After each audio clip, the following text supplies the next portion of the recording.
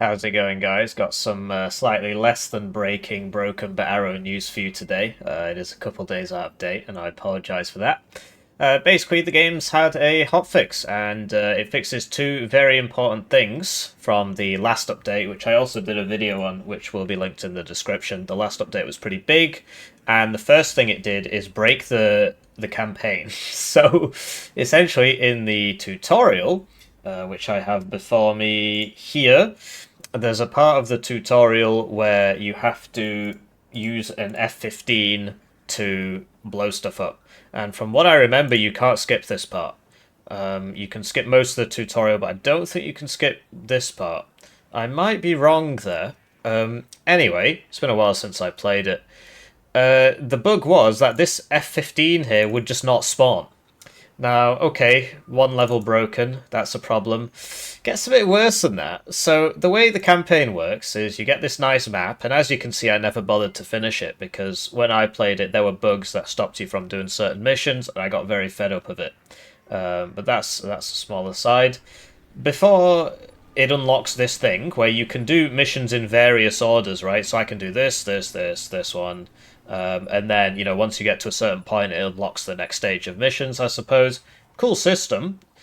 Before you do that, you have to do the first couple of missions because they're intrinsic to the story, which I will now spoil for you. So cover your ears if you're worried about the incredible Broken Arrow story, at least the start of it. Essentially, when you're doing this training exercise with this F-15, you shoot down a Russian drone. And that's how World War III starts, because then the Russians... they're not happy about that, and then it escalates. So this mission and the next mission you have to do before it unlocks this screen.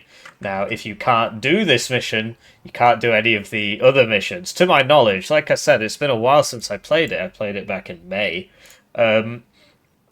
So, yeah, not fantastic, right? And they said that they'd fix that.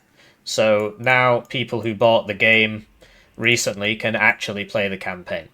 And there you go. Furthermore, we are releasing a hotfix to solve an issue with the tutorial. This issue was introduced with the release of 1.0.10, and it was preventing players from proceeding further in the single-player campaign. So it looks like they're agreeing with me there.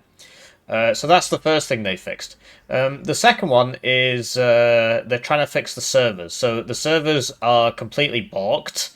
They recently released a update saying it was before this one, where they said, well, we've got to move the servers because they're not working properly. And it doesn't seem to have fixed the problem. So they moved the servers to the swamp from the UK, and it doesn't seem to have fixed the problem.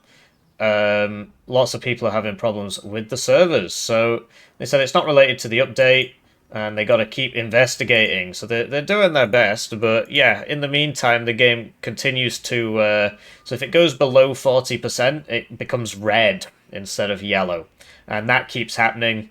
I've checked it a few times, and it's been red, and then it's been yellow again. As you can see, it's currently 40%, so if it goes to 39, it'll be red.